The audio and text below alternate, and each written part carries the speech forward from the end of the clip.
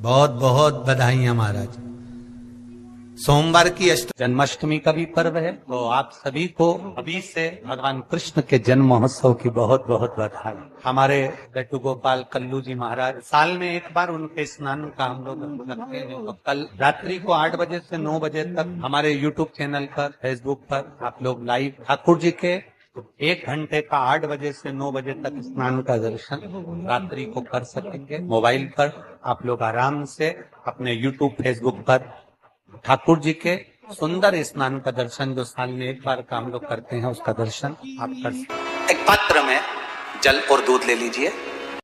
तो कहोगे गुरुजी ये कथा कहां से निकाल के लाए हो? तो विष्णु पुराण में से आप उसको स्मरण कर सकते हो। काय में से? विष्णु पुराण में से। एक पात्र में देसी गाय का दूध, जल उसमें रखकर, और आपके यहाँ अगर लड्डू गोपाल हो, यदि आपके घर में ठाकुर जी हो, लड्डू गोपाल हो, विष्णु जी का कोई स्वरूप हो, श्री हरि का कोई स्वरूप हो, तो उस पर आप संध्या के समय पर दुर्वा डालकर उस दुर्वा से अगर लक्ष्मी जी के नामों का 108 बार उच्चारण कर कर, घी का दिया लगाकर, कैसर के चावल साथ में रखकर केवल उस जल का और दूध का मात्र छींटा देते हो, तो उसके घर में कभी लक्ष्मी की कमी नहीं आ सकती, संपदा बढ़ती चली जाती है। 108 बार लक्ष्मी के नाम का मात्र उच्चारण कर लेने पर, भगवान विष्णु के चरणारविंद पर, भगवान विष्णु के चरणों पर केवल उस दुर्वा का, जल का, दूध का सिंचन कर देने से भी लक्ष्मी की वृद्धि होती है। आपके घर में छोटे से ठाकुर जी हैं, आपके घर में छोटा सा कन्हैया है, और छोटे से कन्हैया जो पुराने समय का है, उसको नेत्र भी लगाने की जरूरत नहीं है, क्योंकि उसके नेत्र हैं। और मान लो तुमने इतना बड़ा कन्हैया ले लिया, तो अरे बोलो तो जम के जरा, और उसका कोई एक नेत्र कहीं गिर गया, एक नेत्र कहीं चले गया, तो फिर दूसरा नेत्र लगाना पड़ेगा कि नहीं लगाना पड़ेगा? और अगर एक नेत्र पर रखोगे तो अच्छा लगेंगे कि ठाकुर जी? नहीं। तो नेत्र होना, जितनी बड़ी मूर्ति होती है, जितना बड़ा स्वरूप होता है, जितना बड़ा शिवलिंग होता है, जितनी बड़ी मूर्ति की स्थापना होती है, उतनी उसमें सेवा की और भाव की जरूरत पड़ती है। भगवान विष्णु ने जाते हुए शिव बाबा को देखा। शंकर भगवान से, भगवान नारायण ने कहा आप कुछ कहेंगे नहीं? भगवान शंकर कहते हैं नारायण चिंता मत करो, ये बद्रिकाश्रम में जो आएगा चने की दाल चढ़ा कर जाएगा, चने की दाल को मंदिर के पीछे बैठकर ओम नमः शिवाय बोलकर जो नारायण को समर्पित करेगा, उसके मनवांचित फल को मैं 3 महीने में पूरा कर दूंगा, उसके मन की कामना को मैं 3 माह में पूर्ण कर दूंगा।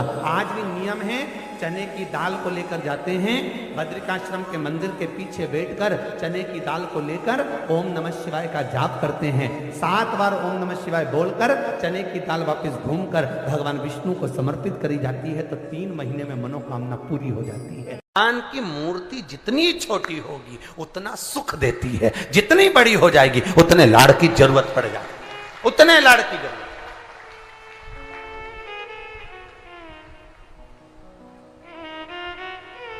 जितनी छोटी।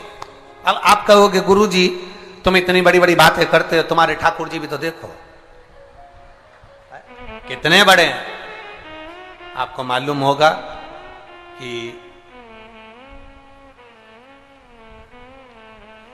इंदौर में कथा थी, बहुत साल पहले, 20-1 साल पहले की बात होगी, 20-22 साल के पहले की। इंदौर के सेठ जिनके पास में ठाकुर जी थे, और उनके कोई गुरुजी, अब गुरुजी तो गुरुजी होते हैं, उन्होंने कह दिया इतनी बड़ी मूर्ति घर में नहीं होना चाहिए। अब उनको कह दिया कि इतनी बड़ी मूर्ति घर में नहीं होना चाहिए, तो वो इनको नर्मदा जी में विसर्जन के लिए लेकर जाने लगे या कहीं देने के लिए जाने लगे। वो हमारे यहाँ कथा में आए थे, तो वो अटैची लेकर आए थे, तो पूछ लिया हमने कि इस अटैची को आप कहाँ ले जा रहे हैं, क्या है इसमें?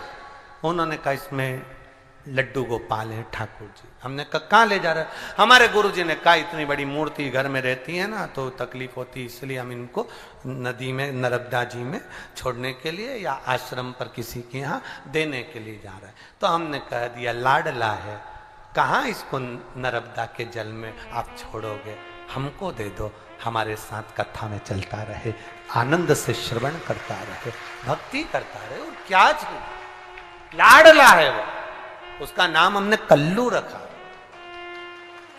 हमारा कल्लुआ है, लाड लड़ा। जय हो। सोमवार की अष्टमी पड़ जाए, क्या पड़ जाए सोमवार की? जम के बोलो जरा। अष्टमी, या तो सोमवार की अष्टमी पड़ जाए, या हर महीने शिवरात्रि आती है, हर महीने आती है, या तो सोमवार की अष्टमी पड़ जाए या फिर सोमवार की शिवरात्रि पड़ जाए, हर महीने आती है। प्रयास करना कहीं से देसी गाय का दूध मिल जाए,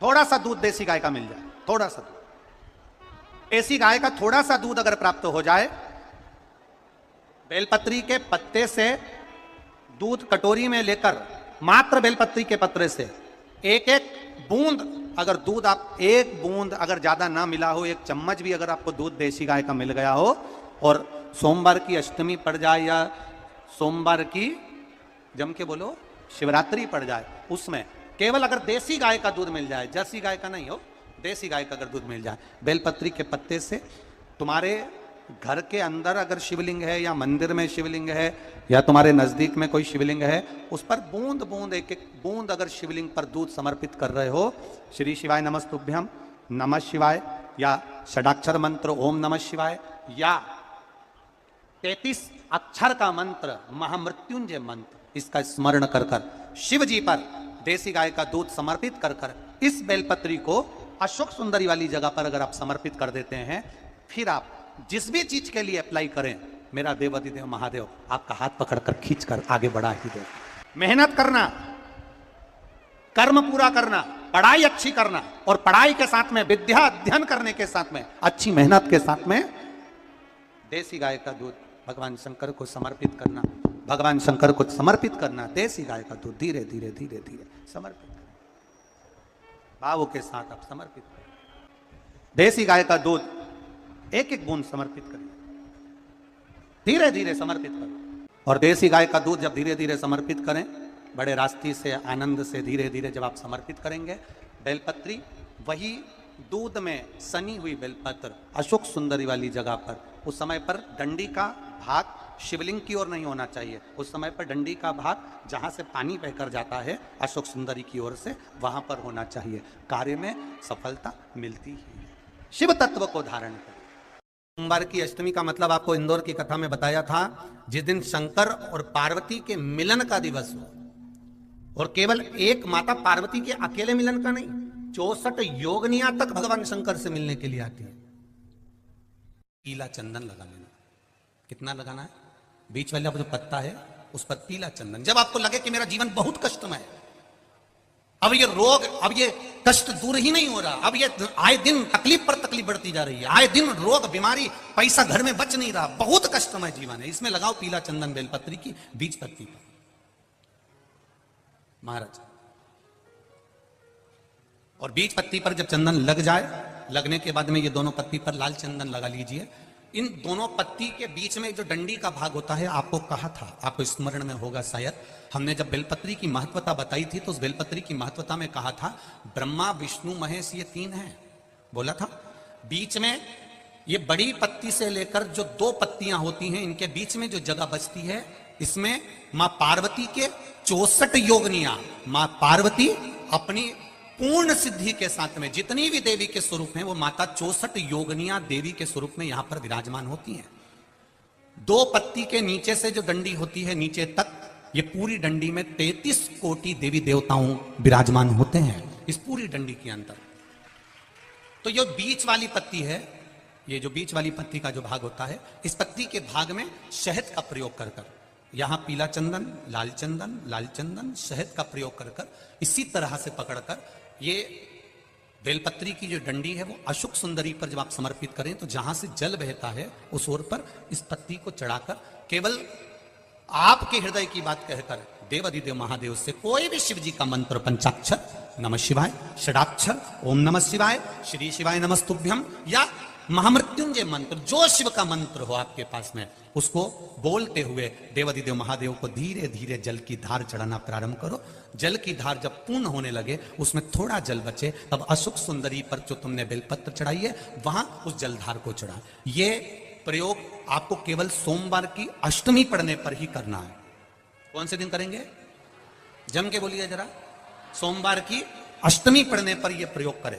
और जल चढ़ाकर बाबा से विनती कर कर उसी बेलपत्र को वापस उठाकर कहीं जलाशय में या किसी पेड़ के नीचे विसर्जन कर दें और 1 लोटा जल वहां भी चढ़ा दें। बस निवेदन कर कर आ जाइए, मेरा बाबा 3 माह के अंदर हाथ जरूर पकड़ेगा और आपको दलदल से बाहर निकाल देगा। हमें बताया था जिस दिन शंकर और पार्वती के मिलन का दिवस हो, और केवल एक माता पार्वती के अकेले मिलन का नहीं, 64 योगनियां तक भगवान शंकर से मिलने के लिए आती है। पीला चंदन लगा देना। कितना लगाना है? बीच वाला जो पत्ता है उस पर पीला चंदन। जब आपको लगे कि मेरा जीवन बहुत कष्टमय है, अब ये रोग, अब ये कष्ट दूर ही नहीं हो रहा, अब ये आए दिन तकलीफ पर तकलीफ बढ़ती जा रही है, आए दिन रोग बीमारी, पैसा घर में बच नहीं रहा, बहुत कष्टमय जीवन है, इसमें लगाओ पीला चंदन बेलपत्री की बीच पत्ती। महाराज, और बीच पत्ती पर जब चंदन लग जाए, लगने के बाद में ये दोनों पत्ती पर लाल चंदन लगा लीजिए। इन दोनों पत्ती के बीच में जो डंडी का भाग होता है, आपको कहा था, आपको स्मरण में होगा शायद, हमने जब बेलपत्री की महत्वता बताई थी तो उस बेलपत्री की महत्वता में कहा था ब्रह्मा विष्णु महेश ये 3 है, बोला था। बीच में ये बड़ी पत्ती से लेकर जो 2 पत्तियां होती हैं, इनके बीच में जो जगह बचती है, इसमें माँ पार्वती के 64 योगनियां, माँ पार्वती अपनी पूर्ण सिद्धि के साथ में जितनी भी देवी के स्वरूप हैं, वो माता 64 योगनियां देवी के स्वरूप में यहाँ पर विराजमान होती हैं। 2 पत्ती के नीचे से जो डंडी होती है नीचे तक, ये पूरी डंडी में 33 कोटि देवी देवताओं विराजमान होते हैं इस पूरी डंडी के अंदर। तो ये बीच वाली पत्ती है, ये जो बीच वाली पत्ती का जो भाग होता है, इस पत्ती के भाग में शहद का प्रयोग कर कर, यहाँ पीला चंदन, लाल चंदन, शहद का प्रयोग कर कर इसी तरह से पकड़कर ये बेलपत्री की जो डंडी है वो अशोक सुंदरी पर जब आप समर्पित करें तो जहां से जल बहता है उस ओर पर इस पत्ती को चढ़ाकर केवल आपके हृदय की बात कहकर देवाधिदेव महादेव से कोई भी शिव जी का मंत्र, पंचाक्षर, नमः शिवाय, षडाक्षर, ओम नमः शिवाय, श्री शिवाय नमस्तुभ्यम, या महामृत्युंजय मंत्र, जो शिव का मंत्र हो आपके पास में, उसको बोलते हुए देवाधिदेव महादेव को धीरे धीरे जल की धार चढ़ाना प्रारंभ करो। जल की धार जब पूर्ण होने लगे, उसमें थोड़ा जल बचे, तब अशोक सुंदरी पर जो तुमने बेलपत्र चढ़ाई है वहां उस जलधार को चढ़ाए। ये प्रयोग आपको केवल सोमवार की अष्टमी पढ़ने पर ही करना है। कौन से दिन करेंगे? जम के बोलिए जरा। सोमवार की अष्टमी पढ़ने पर यह प्रयोग करें और जल चढ़ाकर बाबा से विनती कर कर उसी बेलपत्र को वापस उठाकर कहीं जलाशय में या किसी पेड़ के नीचे विसर्जन कर दें और 1 लोटा जल वहां भी चढ़ा दें। बस निवेदन कर कर आ जाइए, मेरा बाबा 3 माह के अंदर हाथ जरूर पकड़ेगा और आपको दलदल से बाहर निकालेगा। काया के रोग से